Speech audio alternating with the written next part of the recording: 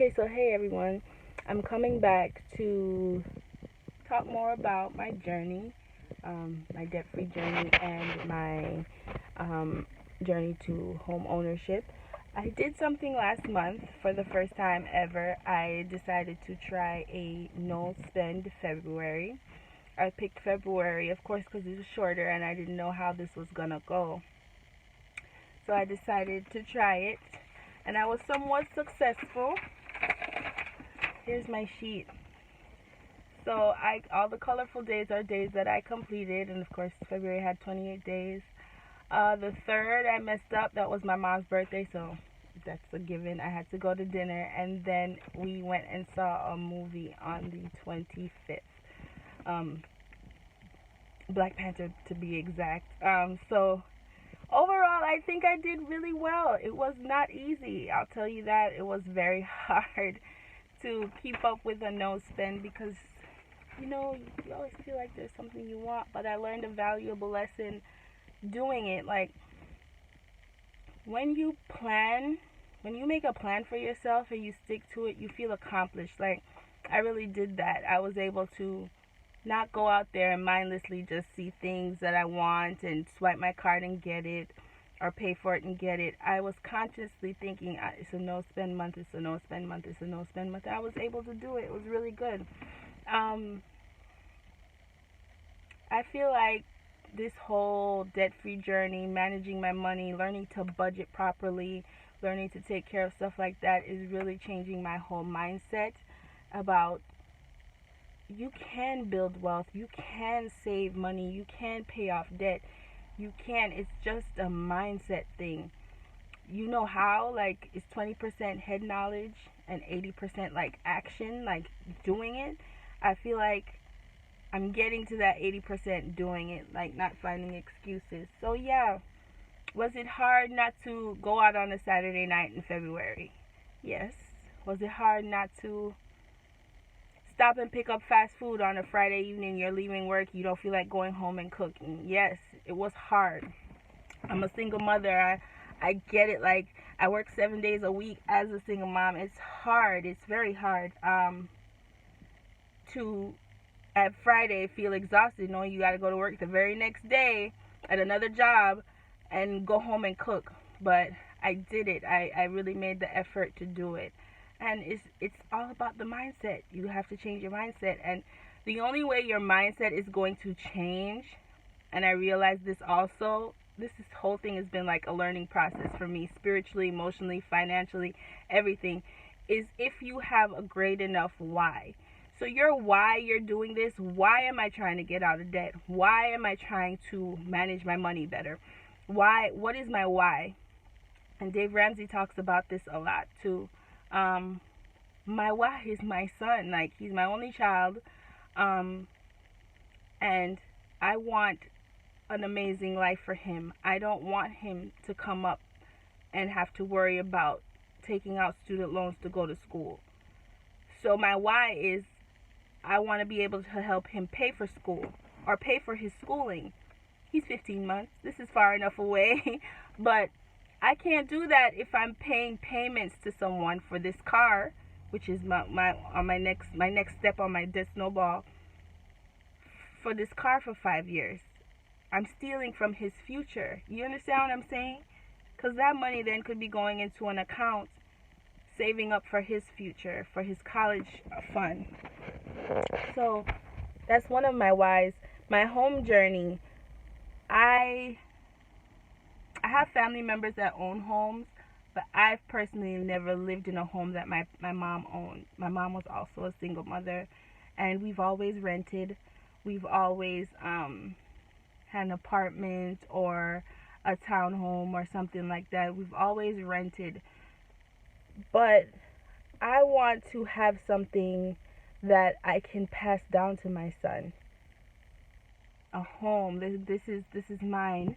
This is also yours, and I can pass this down to you. Like, I want him to have a yard. I want us to feel comfortable painting and making it our own without worrying, at the end of our lease, is the landlord gonna tell us we have to leave, or he's upping the rent and he we got to find somewhere else to go.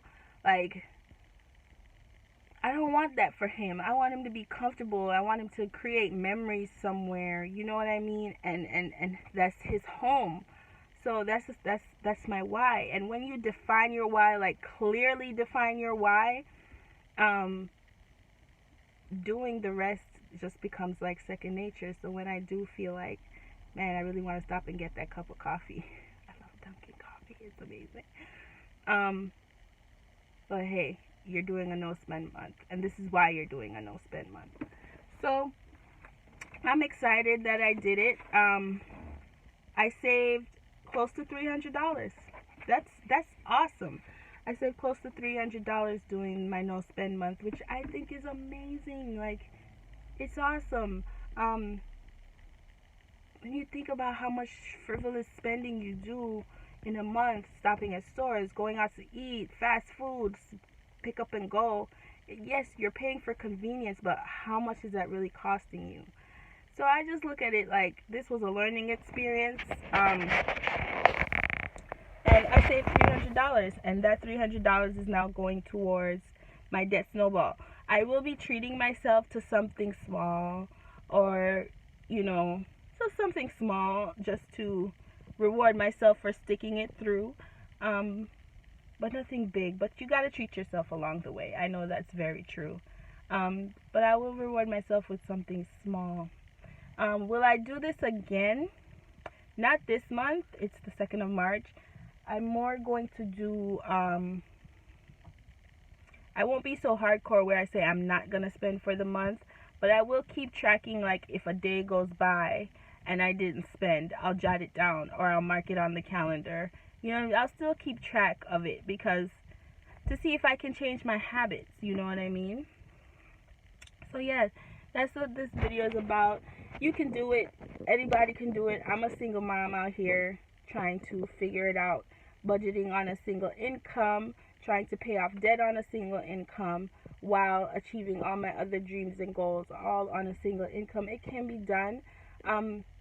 Not a lot of videos out here, budgeting videos and so forth. They're great. I watch a lot of people, but not many people out here are single family home, are single parent, or single income. A lot of them are married couples with 2 incomes, and they're knocking out the debt like gangbusters, and it's awesome. It's amazing to see. I love it.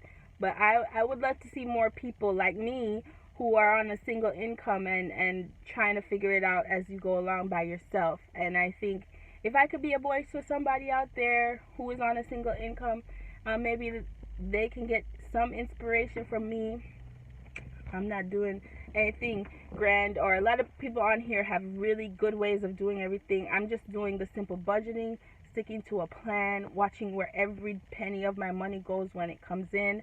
I'm doing the day job, the extra side hustle to bring in more income and really knock that debt out. But yeah, I would want to share my journey, because I'm a single mom and not many are on here, or just single people in general doing the debt-free journey. And I think it's great. So I wanted to share. If you try a no spend month, leave a comment below. If you tried a no spend month and what wasn't successful, leave a comment below why you think that. And if you have another good idea for a no spend month, something a little bit more fun and interesting to get us through it, share that too. I might do it again in maybe April or possibly May, and try another no spend month to see if I could stick it out for the 30 days or 31 days instead of the short month like I did for February. But I think I did pretty good. Only 2 days of messing up, and that first one, especially your mom's birthday, is pretty important. So I went to dinner, and then the movies was also my brothers, my sister-in-law, they all wanted to go, so it was kind of hard for me to say I can't go because I'm on a no spend month. They weren't trying to hear it. Yeah, so leave your comments below. Let's start a conversation, especially if you're a single person out here trying to figure it out and trying to do it and achieve greatness.